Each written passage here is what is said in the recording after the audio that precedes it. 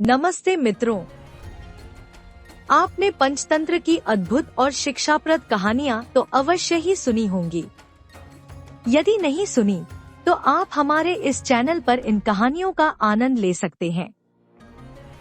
हमारे चैनल पर पंचतंत्र की कहानियों का खजाना उपलब्ध है, जिसे सुनकर आप न केवल मनोरंजन करेंगे बल्कि जीवन की महत्वपूर्ण सीखें भी प्राप्त करेंगे।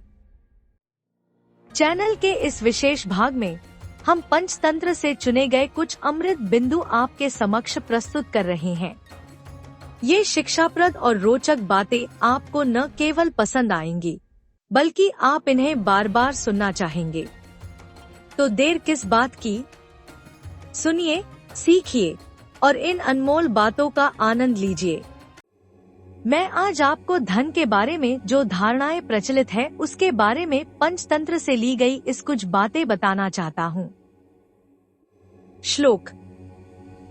इह लोके ही धनिना परोपि स्वजनायते, स्वजनोपि दरिद्राणा सर्वदा दुर्जनायते।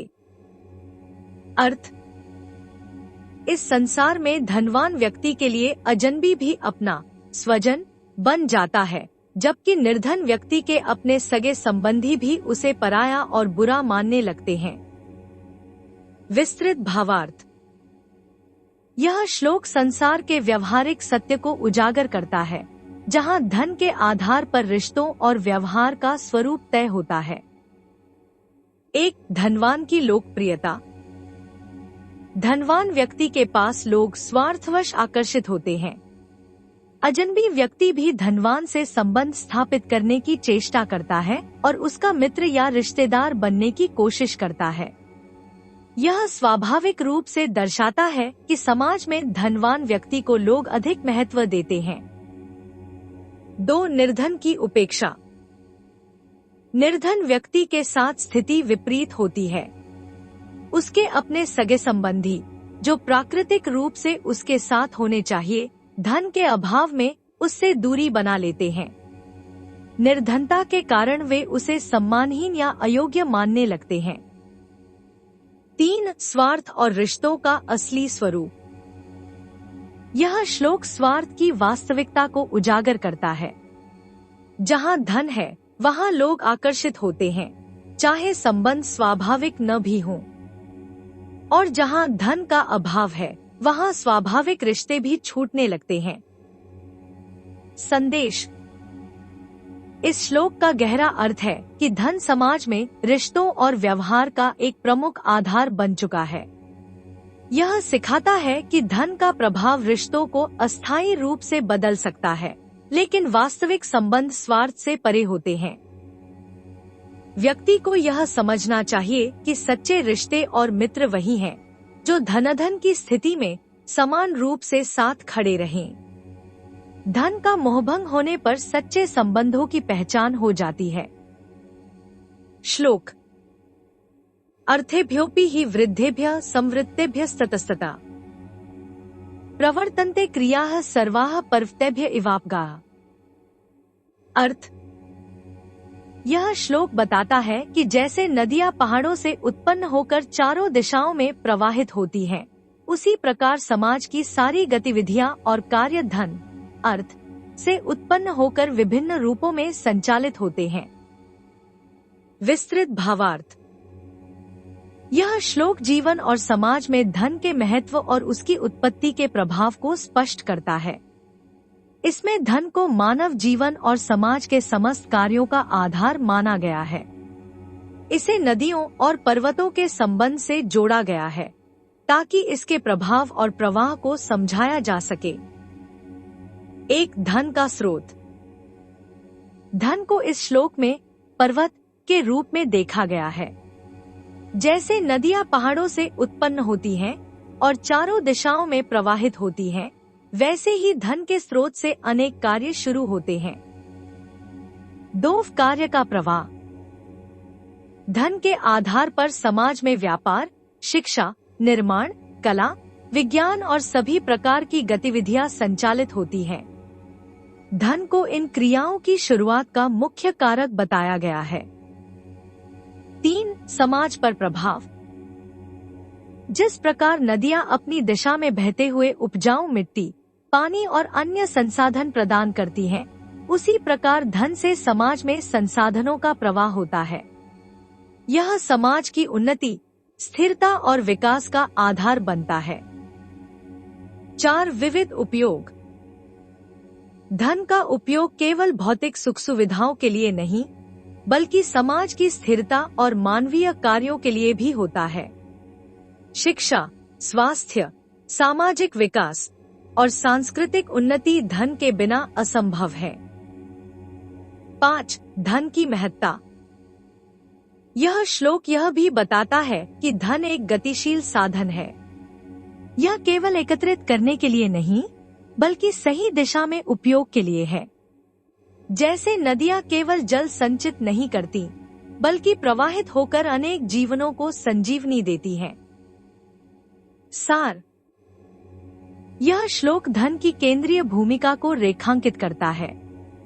धन केवल व्यक्ति के लिए नहीं, बल्कि पूरे समाज के लिए एक आधारभूत आवश्यकता है। जैसे पर्वत से बहने वाली नदियां जीवन का संचार करती हैं, वैसे ही धन से समाज के हर पहलू में गतिविधियों और कार्यों का संचालन होता है। श्लोक का संदेश यह है कि धन का संचय और उपयोग सही दिशा में होना चाहिए, ताकि यह समाज और मानवता के कल्याण में योगदान दे सके। मित्रों, हम आपसे एक निवेदन करना चाहते हैं।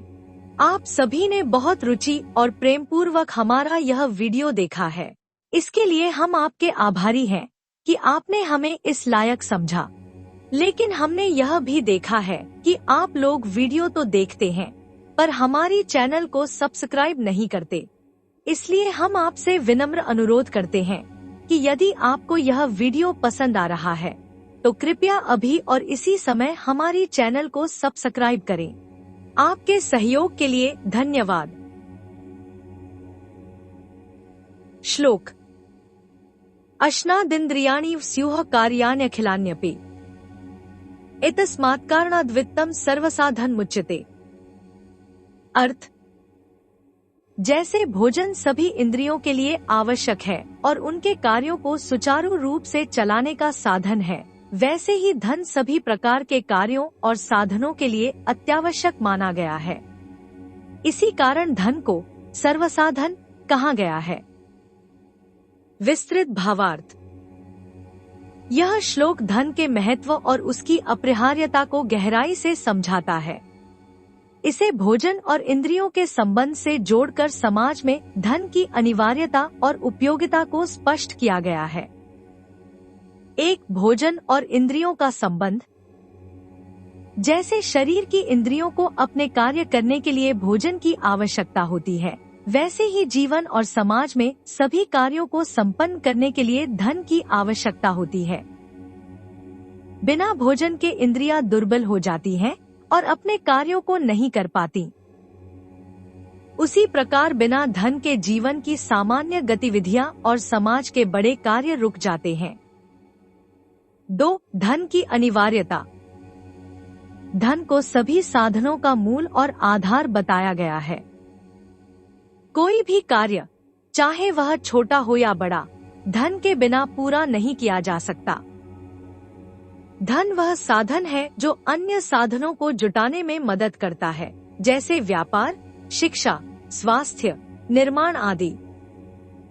3, सामाजिक और व्यक्तिगत जीवन में धन का महत्व। सामाजिक व्यवस्था, व्यापारिक गतिविधियां और आर्थिक विकास सभी धन पर आधारित है। व्यक्तिगत जीवन में भी धन का उपयोग जीवन की बुनियादी आवश्यकताओं से लेकर सुख सुविधाओं तक के लिए होता है। 4, सभी साधनों का स्रोत। इस श्लोक में यह भी बताया गया है कि धन केवल एक भौतिक वस्तु नहीं है, बल्कि यह एक ऐसा साधन है जो अन्य साधनों की उत्पत्ति और क्रियान्वयन में सहायता करता है। सार। यह श्लोक धन की केंद्रीय भूमिका को रेखांकित करता है। जैसे भोजन के बिना शरीर का संचालन संभव नहीं, वैसे ही धन के बिना समाज और जीवन के कार्यों का सुचारू रूप से चलना असंभव है। धन को सभी साधनों का मूल माना गया है। संदेश। एक, धन का महत्व। धन जीवन का एक अपरिहार्य हिस्सा है। इसका सही उपयोग जीवन को सुचारू और सफल बनाता है। 2, धन का संचय और उपयोग। धन को केवल संग्रह करने के लिए नहीं, बल्कि समाज और मानवता के कल्याण के लिए भी उपयोग करना चाहिए। 3, संतुलित दृष्टिकोण। धन का महत्व समझते हुए भी यह ध्यान रखना चाहिए कि यह साधन है, साध्य नहीं। इसे नैतिकता और उद्देश्यपूर्ण ढंग से उपयोग करना चाहिए। यह श्लोक हमें यह सिखाता है कि धन का सही उपयोग न केवल व्यक्तिगत लाभ के लिए बल्कि समाज और विश्व की भलाई के लिए भी किया जाना चाहिए। और हमें आलस्य छोड़कर सही रास्ता अपनाकर धन अर्जित करने का उद्यम भी करना चाहिए। तो बताइए, हमारा यह प्रयास आपको कैसा लगा? यदि अच्छा लगा हो तो कृपया हमारे चैनल को लाइक करें, सब्सक्राइब करें और इसे अपने मित्रों के साथ साझा करें ताकि अधिक से अधिक लोग इसका लाभ उठा सकें। आपने अपना कीमती समय दिया, इसके लिए हम आपके हृदय से आभारी हैं। जय हिंद, जय भारत।